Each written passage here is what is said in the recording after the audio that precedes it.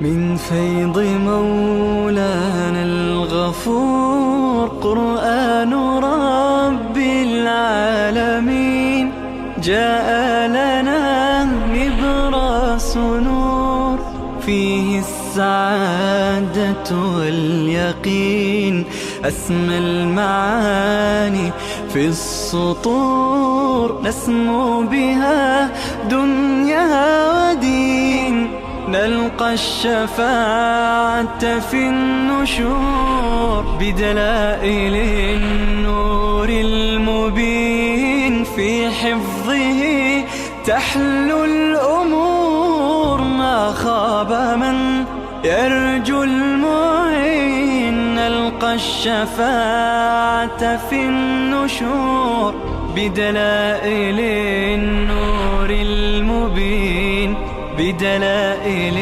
النور المبين.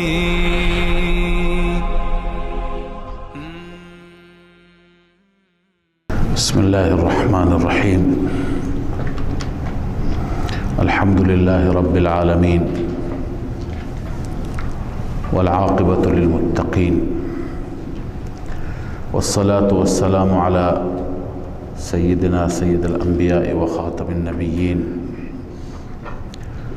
وعلى آله وأصحابه أجمعين.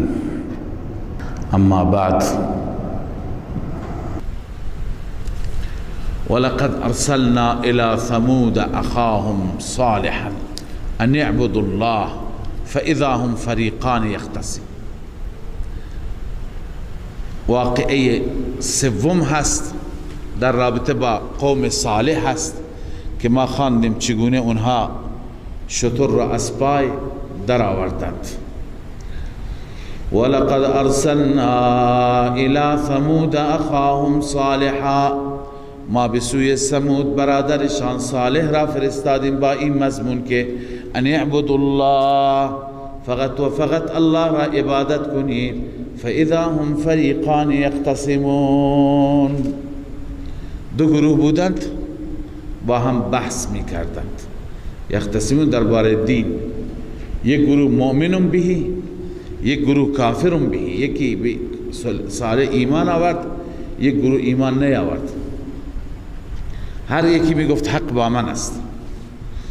قال یا قوم لم تستعجلون بالسیئه، قوم گفتن زودتر عذاب بیار. حضرت صالح میگه ای قوم من لم تستعجلون بالسیئه، شما چرا عجله دارید برای عذاب؟ قبل الحسنه، قبل از حسنه، یعنی توبه کنید، استغفار کنید. لولا تستغفرون الله، چرا از الله معافی نمیخواهید، مغفرت نمیخواهید؟ لعلکم ترحمون، شاید شما مورد رحم خدا قرار بگیرید. اما قوم چه جواب داد؟ حماقت قوم. قالوا طیرنا بک، ما بدفالی گرفتیم به تو و به من معک، هر کسی که با تو هست. اونا شومی گرفتن، بدفالی گرفتن به حضرت صالح علیه السلام. از روزی که تو آمدی ما مشکلات ما بیشتر شد، ما به قحط گرفتار شدیم. قال طائركم عند الله، شومی شما نزد الله است، یعنی در علم الله است. الله بهتر میداند سبب منم یا شما.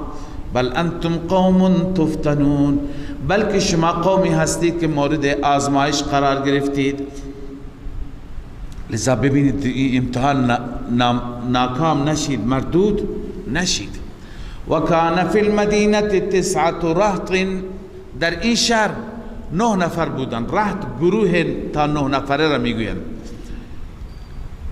گروهی بودند 9 نفر از اوباش ها، از سرکش ها و لات ها که ظلم می کردند.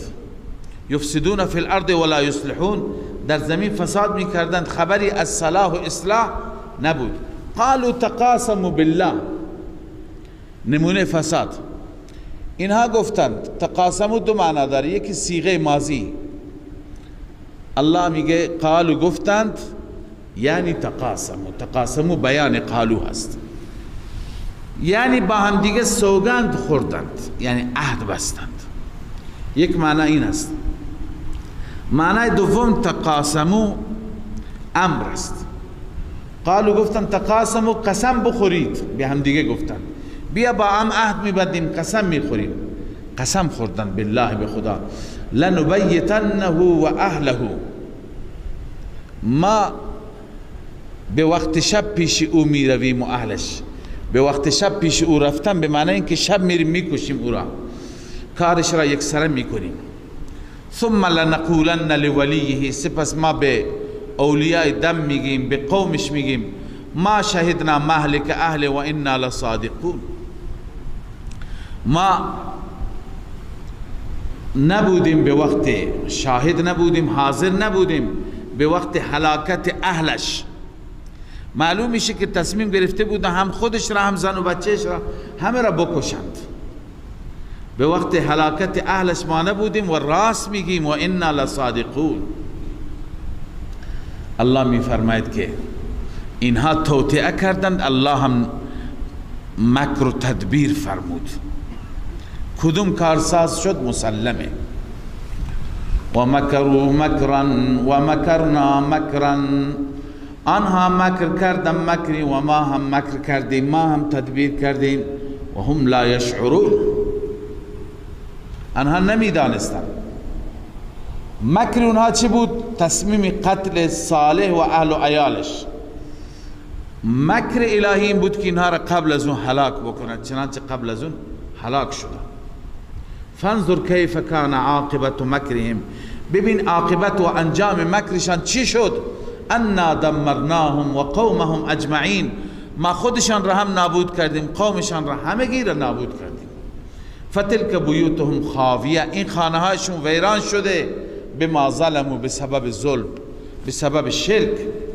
ان فی ذلک لآیة لقوم یؤمنون، همانا در این نشانی و آیت است برای قومی که ایمان بیاورد. الله می فرماید که و انجینا الذین آمنوا و کانوا یتقون، ما نجات دادیم مؤمنین را و آنانی که می ترسیدن از خدا. این نتیجه تقوا، نتیجه دوری از شرک، نجات از عذاب. ولوطا اذ قال لقومه اتأتون الفاحشه، واقعه چهارم از لوط علیه السلام، وقتی که پیش قومش گفت اتأتون الفاحشه و انتم تبصرون، شما کار فحش و بی‌عفتی میکنید، خودتون هم میبینید، یعنی خودتون هم میدانید. اینجا بصیرت معنی است، خودتون میدانید که این کار زشته، این کار فساده. بیان فاحشه، فاحشه چی بود؟ اینکم لتأتون الرجال شهوة من دون النساء، آیا شما پیش مردان میایید به منظور شهادت بغیر از زنان؟ بل انتم قوم تجهلون، بلکه شما قوم جاهلی هستید، عملا جهل میکنید. فما كان جواب قومه الا ان قالوا اخرجوا، نبود جواب قوم مگر گفتن که بیرون کنید آل لوط من قریتکم، آل لوط را از قریتون بیرون کنید. چرا؟ انهم اناس یتطهرون، اینها مردانی هستند که پاکیزگی را انتخاب میکنند. منظور اینه که دنبال پاکی هستند، بذارید پاک بمانند. اما الله می فرماید ما عذابشون دادیم قبل از اینکه اونها کاری بکنن. فانجیناه و اهله، ما او را اهل و عیالش را نجات دادیم، الا امرأته، مگر زنش که با مشرکان بود. قدرناها من الغابرین، در ازل ما مقدر کرده بودیم که او بماند.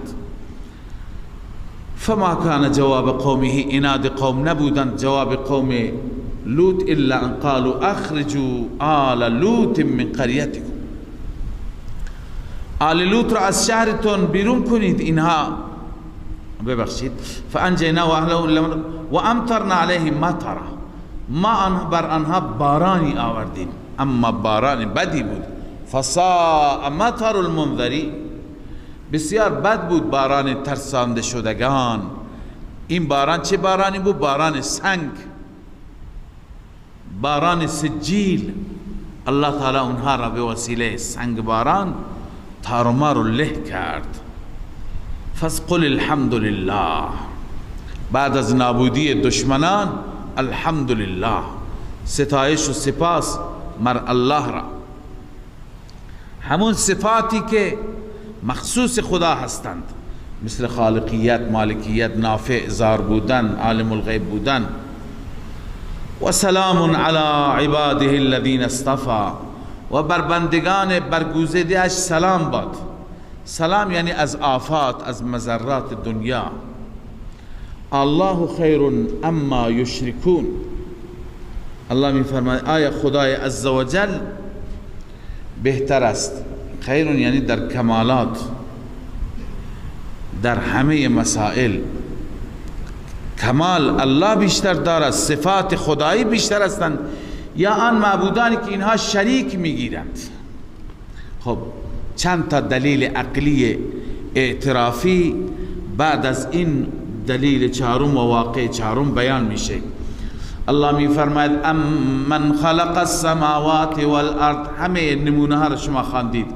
آیا آن ذاتی که آفرید آسمان ها و زمین را و انزل لکم، نازل کرد برای شما از آسمان آب، فانبتنا به حدائق ذات بهجه، ما رویاندیم به وسیله آن آب باغچه های تر و تازه با رونق. ما کان لکم ان تنبتوها، برای شما نبود که شما برویانید درختان را، خدا بود. ان تنبتو شجرها، شما درختان اونجا را برویانید. اله مع الله، آیا با وجود این با خداوند دیگه الهی هست، معبودی هست که شما شریک میگیرید؟ بل هم قوم یعدلون. الله میفرماید بلکه اینها قومی هستند که عدول میکنند، یعنی در عبادت تجاوز میکنند. امن جعل الارض قرارا و جعل خلالها انهارا. دلیل دوم، یا چه ذاتی هست، کدام ذات هست که جعل الارض قرارا، زمین را قرارگاهی گذاشت که نمی لرزد، و جعل خلالها انهارا، در میان زمین نهرهایی برای شما حفر کرد، و جعل لها رواسی، و قرار داد برای آن زمین کوههای میخایی، و جعل بین البحرین حاجزا، بین دو تا دریا مانعی قرار داد که دیروز خواندیم مرج البحرین. اله مع الله، آیا با الله معبود دیگر هست؟ بل اکثرهم لا یعلمون، اکثرشان نمیدانند.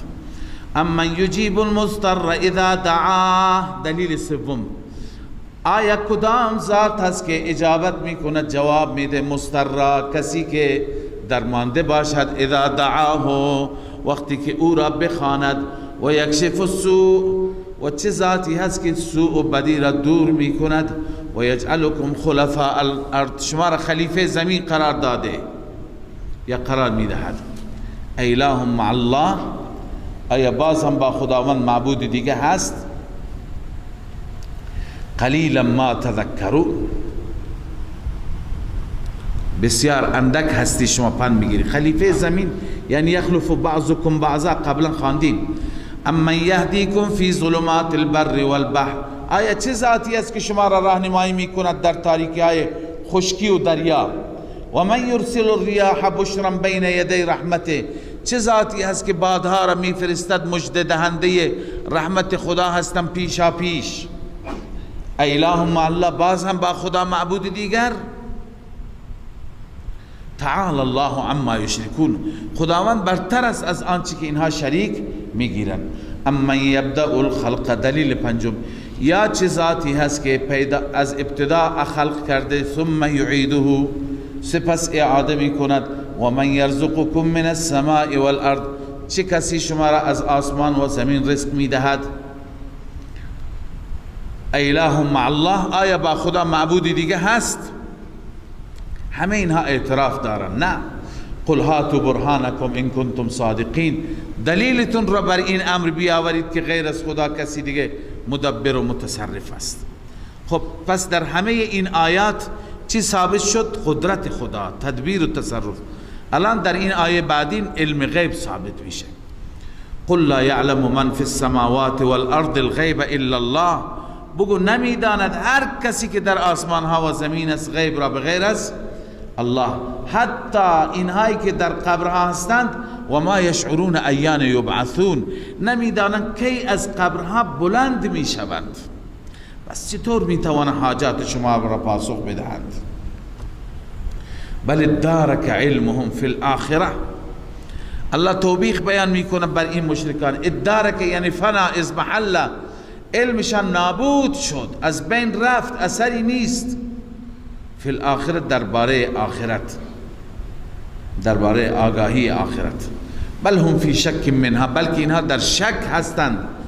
بل هم منها عمون، بلکه اینها از اون یاد آخرت اصلا عمون، نابیناند، خبر ندارند، چشمشون بسته هست. وقال الذين كفروا اذا كنا، از اینجا به بعد سلسله زجرها هست تا آخر سوره و این بخش دوم سوره است. ببینید اونها چه حرفهای بیهوده می گفتن. زجر و شکوه اول بر قول اونها.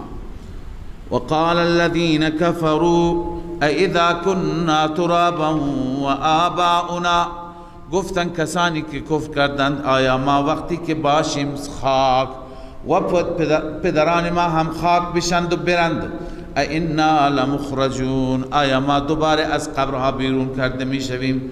لقد وعدنا نحن و آباؤنا هذا من قبل، همانا ما و پدران ما به این وعده داده شدیم قبل از این.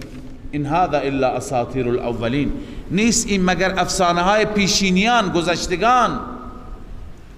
قل سیروا فی الارض، تخویف دنیوی، بگو سیر کنید در زمین، بگردید. فانظروا کیف کان عاقبت المجرمین، عاقبت مجرمان خصوصا مشرکان چگونه هست، به کجا رسیدن، شما برسید. ولا تحزن علیهم، تسلی برای رسول الله، ای پیامبر بر اونها غم نخور که ایمان نمی آورند. ولا تکن فی ضیق مما یمکرون، در تنگی نباش، تنگی دل از آنچه که اینها مکر می کنند، نقشه می کشند.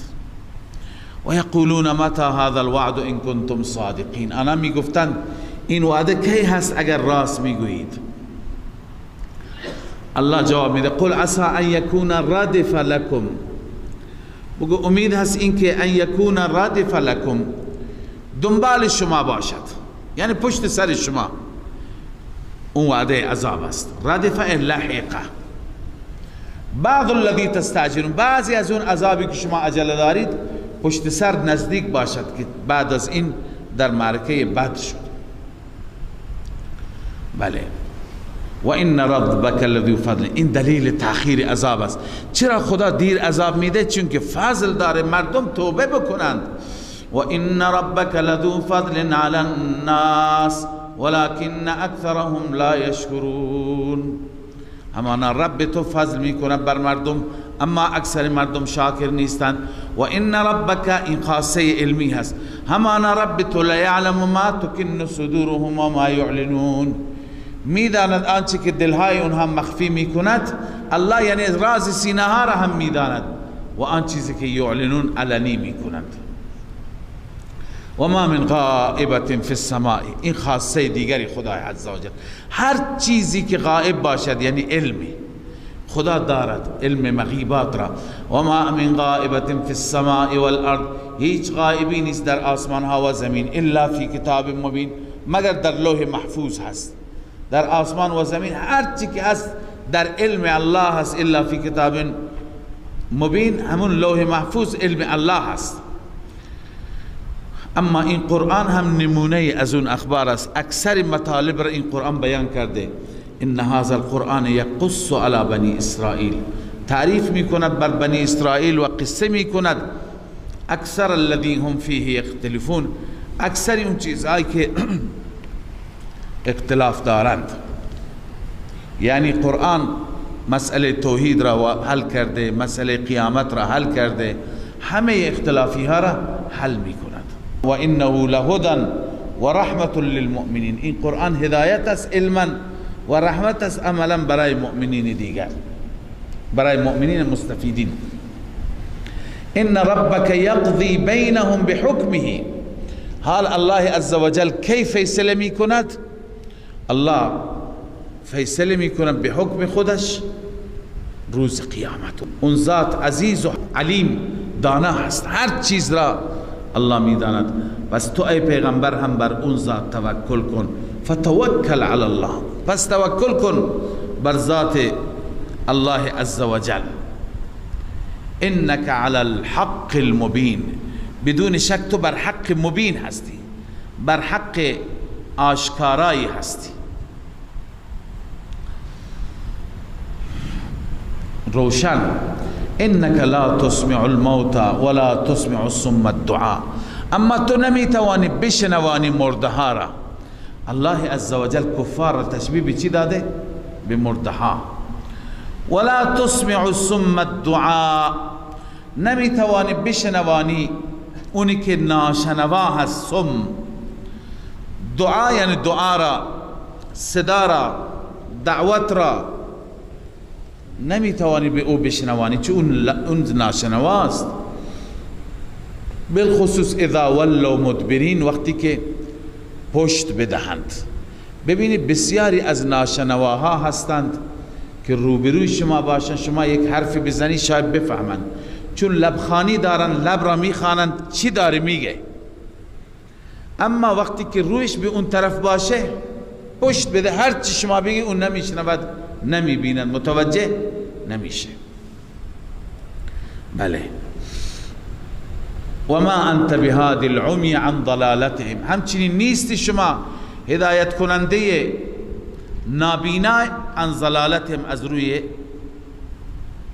از ضلالتش. یعنی کسی که نابینا هست و گمراه هست، اینجا تشبیه دیگری هست که به نابینا تشبیه داده شده، شما نمیتونید هدایتش کنید. ان تسمعوا الا من یؤمن بآیاتنا، فقط اهل ایمان میشنوند، نمیشنوانی شما مگر کسی که ایمان داره به آیات ما، فهم مسلمون، پس آنان تسلیم آیات ما میشن. ببینید این آیه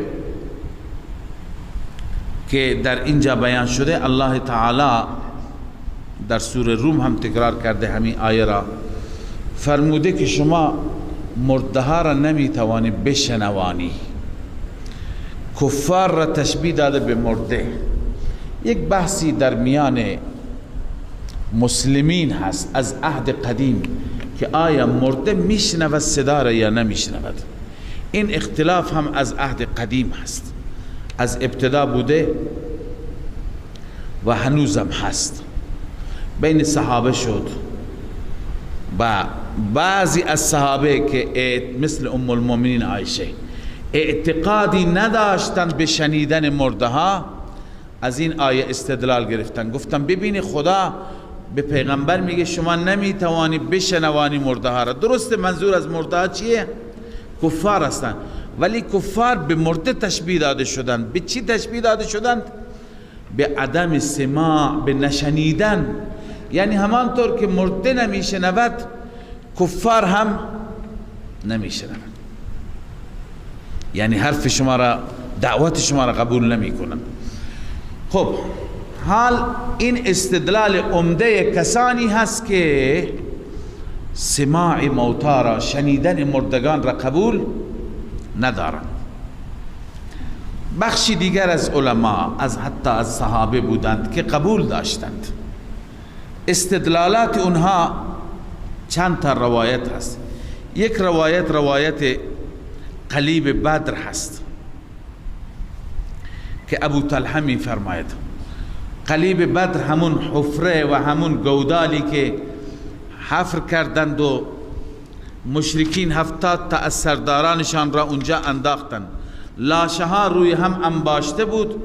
رسول الله اونها را اعلام کرد، الیس قد وجدتم ما وعد ربکم حقا، آیا نیافتید اون چیزی که وعده کرده الله با شما، اون حق نیافتید؟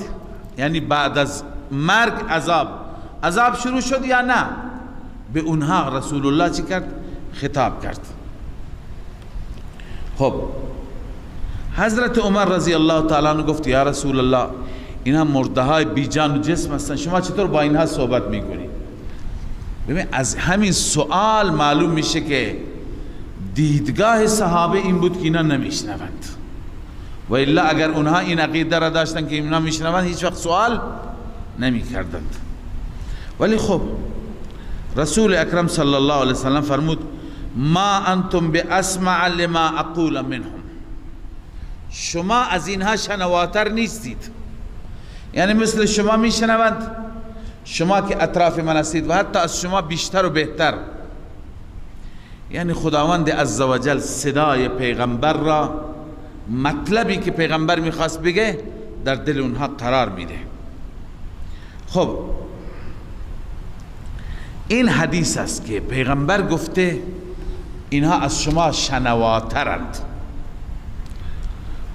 در این ارتباط خدمت شما عرض کنم که ام المؤمنین وقتی که برایش این حدیث را خواندند جواب داد. چی فرمود؟ فرمود که کیف یقول رسول الله، رسول الله چطور این را گفته باشد در حالی که والله تعالی یقول و ما انت بمسمع من فی القبور. خداوند خودش میگه که کسانی که در قبرها هستند نمیتوانی اونها را بشنوانی. یا خدا گفته انک لا تسمع الموتى. خب بعد حضرت عایشه خودش توجیه کرد، گفت منظور رسول الله مطلقا نبود، بلکه اونجا معجزه پیغمبر بود. و انما قال لهم الان ما انتم باسمع منهم، الان، همین الان اینا از شما بیشتر میشنوند. چون خدای عزوجل میخواست زجر بده، شکنجه بده کفار را، اونها را کشت و بعد از اون صدای پیغمبر را به گوش اونها رساند. این معجزه پیغمبر است. همه پیغمبران شما خواند، شعیب گفت قال یا قوم لقد ابلغتكم رسالت ربی، صالح هم گفت قال یا قوم لقد ابلغتكم. بعد از اینکه قوم هلاک شد اونها قوم را خطاب کردند. این هم خطابی هست که رسول الله قوم را کرد. خدای عزوجل صدای رسول الله را به گوش اونها رساند. پس این معجزه بود. چنانچه میگوید که و ما وقع فی حدیث ابی طلحه، علامه آلوسی میگه آنچه که در حدیث ابو طلحه است یجوز ان یکون معجزه له صلی الله علیه و سلم، ممکن است معجزه رسول الله بود. و هو مراد من قال، مراد کسی که میگه انه من خصوصیات علیه الصلوة والسلام و هی من خوارق العاده، این از خصوصیات هست و از خوارق عادت است که خداوند سخن پیغمبر را به اونها شنواند. حتی ابو قتاده میگه احیاهم الله، خدا اول اونها را زنده کرد، سخن پیغمبر به گوش اونها رسید، بعدا موت داد. بله، عرض کنم خدمت شما که این بحث طولانی هست. من از تمام دلائل، ذکر دلائل چون فایده نداره، هر دو طرف من خلاصه میکنم. فقط این خدمت شما عرض میکنم که الله عزوجل قادر است بشنواند، چنانچه بسیاری جاها شنواند و میشنواند. مثلا سخن رسول الله صلی الله علیه وسلم را به اونها رساند. فیصله که بسیاری از علماء معتدل کردن اون میگم. آنچه که از آیات ثابت میشه، اصل در آیات چی هست؟ عدم سماع هست. چون تشبیه داده واقعا در نشنیدن. اما اون چی که در احادیث هست استثناءات است. اون چی که در حدیث هست چیه؟ استثناء. یک حدیث مثلا هست که صدای کفش شما را میشنوند منکر و نکیر میاند، که اونجا هم همین توجیه را میکنن که یعنی اینقدر زود میآیند که هنوز شما صدای کفش شما اگر قرار بود کسی بشنود میشنید، هنوز شما اونجا هستید. بله، پس اصل سماع هست. اما جاهایی که در حدیث آمده نمیگیم اونا حدیث ضعیف هستند، حدیث صحیح هستند. در جایی که حدیث آمده اون مورد استثناء است، اونجا خدای عزوجل خارق العاده شنوانده، به گوش اونها رسونده. بله. و اما این مطلب که کسی بگوید چون مرده میشنود، از اونجا بریم و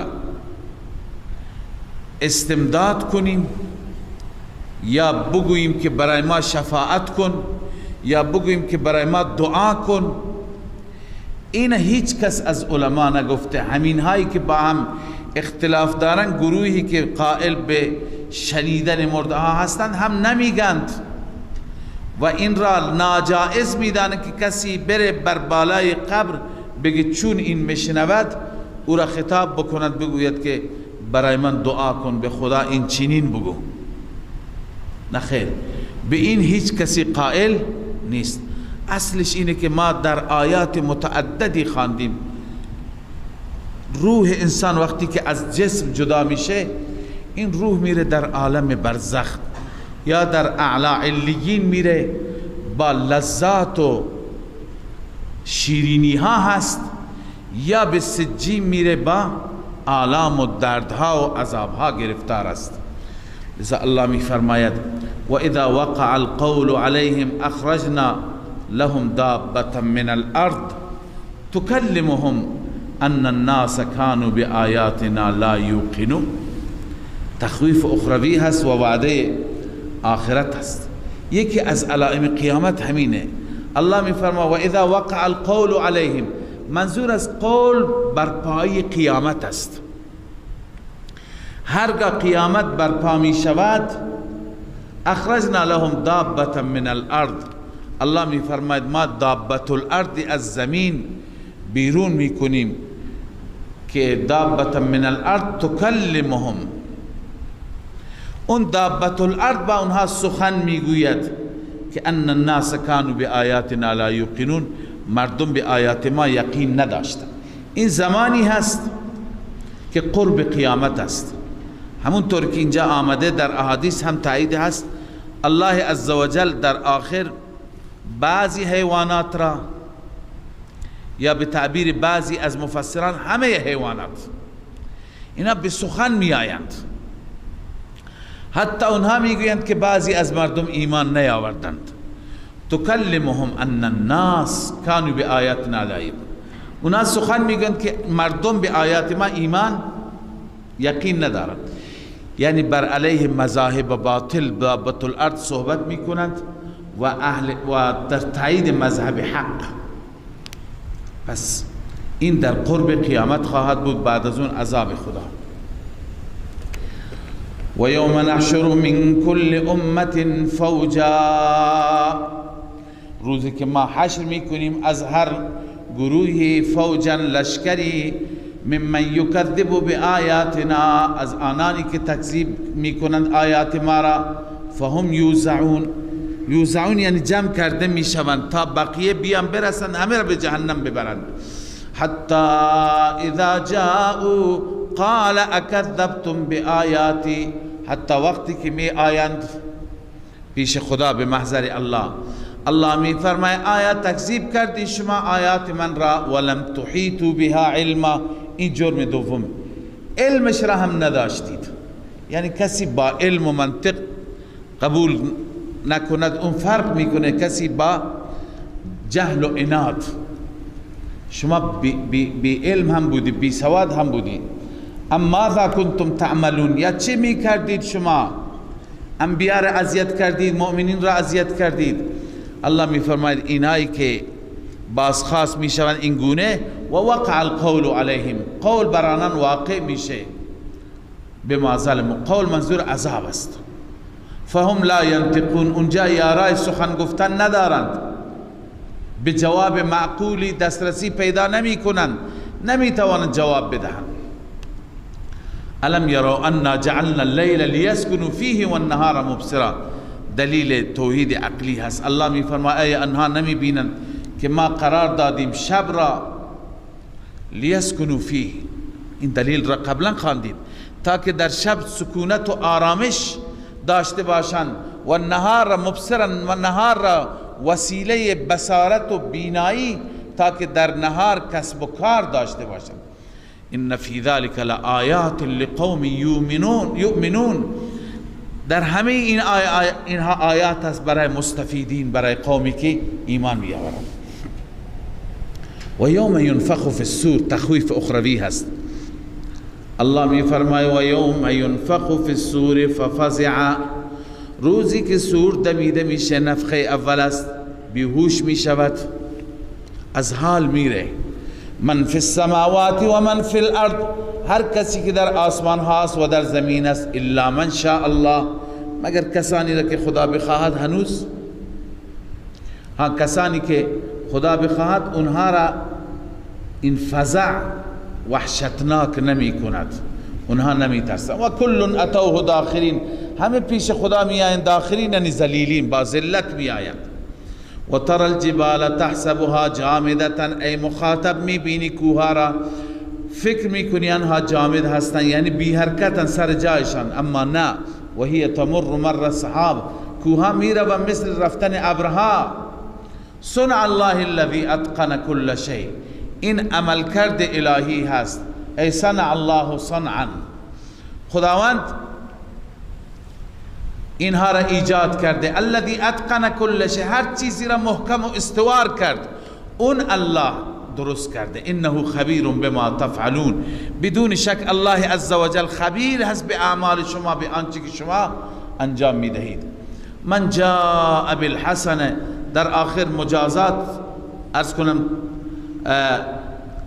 هم بشارت است هم تخویف است. من جاء بالحسنه، این قانون مجازات است. هر کسی که حسنه بیاورد، منظور از حسنه کلمه توحید است، لا اله الا الله عند الجمهور، فله خیر منها، پس برای او بهتر از این هست، یعنی الله تعالی بهش بهشت میده. و هم من فزع یومئذ آمنون، اینها از داد و فریاد، از وحشت، از فزع آن روز ایمن میشن. اما و من جاء بالسیئه، این الا من شاء الله شامل این میشه، یعنی این اونجا هیچ دغدغه‌ای ندارد و امثال این. و من جاء بالسیئه، اما کسی سیئه انجام بده، شرک، یعنی خازن و تفسیر مدارک گفته، فکبت وجوههم فی النار، چهرهشان در آتش عکس میشه، یعنی سرنگون می افتن. هل تجزون الا ما کنتم تعملون، تذلیل مجرمین، ای مجرمان ناراحت نباشید، پاداش و عمل کرد خودتان هست. هل تجزون الا ما کنتم تعملون، جزا داده نمیشه مگر آنچه که عمل کردید. انما امرت، در آخر دلیل وحی است، ای پیغمبر اعلام کن، انما امرت، من امر شدم، ان اعبد رب هذه البلدة الذي حرمها كل شيء، من عبادت کنم رب این شهر را، یعنی مکه را، الذي حرمها، همانی که الله او را حرم قرار داده، حرام کرده، وله كل شيء، هر چیز در اختیار الله است. و امرت ان اكون من المسلمین، امر شدم که من از مسلمانان باشم، یعنی تسلیم در مقابل الله، از نظر عقیده و عمل تسلیم. و ان اتلو القرآن، امر شدم، دستور داده شدم که قرآن بخوانم. فمن اهتدى فانما یهتدی لنفسه، هر کسی که هدایت بشه، هدایت به نفع خودش هست. و من ضل فقل انما انا من المنذرین، هر کسی که گمراه بشه و بازم ضرر خودش میکنه، جزی نیست که من فقط منذرم، من میترسانم از عذاب خدای عزوجل. و قل الحمد لله، در پایان سوره الله عزوجل نتیجه را میگه. نتیجه تمام دلائل چیه؟ الحمدلله، یعنی همه صفات کارسازی، عالم الغیب، نافع الضار، مشکل کشا، حاجت روا، این صفات فقط برای الله اختصاص دارند. سیریکم آیاته فتعرفونها، ان قریب خداوند به شما نشان میده آیات خودش را، فتعرفونها، شما میشناسید، میبینید، میشناسید. و ما ربک بغافل عما تعملون، الله از عمل کرد شما غافل نیست، خدای عزوجل شما را به وقت مؤاخذه میکنه. اعاذنا الله، صدق الله. من فيض مولانا الغفور قرآن رب العالمين، جاء لنا نبراس نور فيه السعادة واليقين، أسمى المعاني في السطور نور نسمو بها دنيا ودين، نلقى الشفاعة في النشور بدلائل النور المبين، في حفظه تحلو الأمور، ما خاب من يرجو المعين، نلقى الشفاعة في النشور بدلائل النور المبين، بدلائل